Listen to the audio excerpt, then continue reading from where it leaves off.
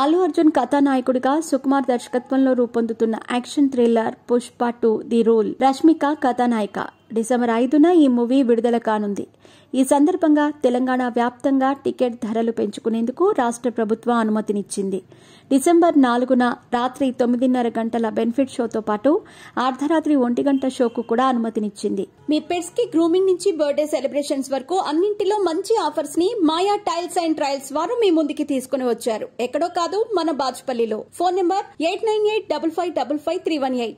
రాత్రి 9:30 టికెట్ ధరను అదనంగా 800 రూపాయలకు పెంచింది. ఈ షో చూడాలంటే రాష్ట్ర వ్యాప్తంగా సింగిల్ స్క్రీన్, మల్టీప్లెక్స్ ఏదైనా సరే ప్రస్తుతం ఉన్న టికెట్ ధరకు అదనంగా 800 రూపాయలు చెల్లించాల్సిందే.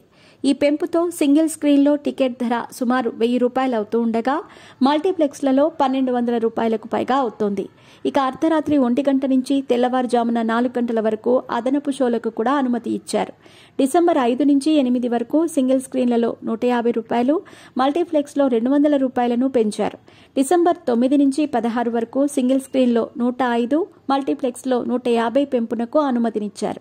ఇక డిసెంబర్ 17 నుంచి 23 వరకు సింగిల్ స్క్రీన్స్లో 20 రూపాయలు, మల్టీప్లెక్స్లో 50 రూపాయలు పెంపునకు అనుమతి ఇస్తూ ఉత్తర్వులు జారీ చేశారు.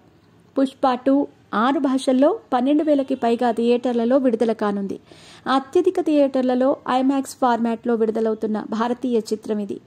సినీ డబ్స్ యాప్ సహాయంతో ఏ భాషలోనైనా ఈ సినిమాని ఆస్వాదించే అవకాశం ఉంది అని నిర్మాతలు ఇప్పటికే ప్రకటించారు. ఇక పుష్ప 2 రన్ టైం విషయానికొస్తే 3 గంటల 20 నిమిషాలు 38 సెకండ్ల నిడివితో రాబోతోంది. ఇందుకు సంబంధించిన సెన్సార్ పూర్తయింది. పుష్ప 2కు యూఎస్ వచ్చినట్టు చిత్ర బృందం అధికారికంగా ప్రకటించింది.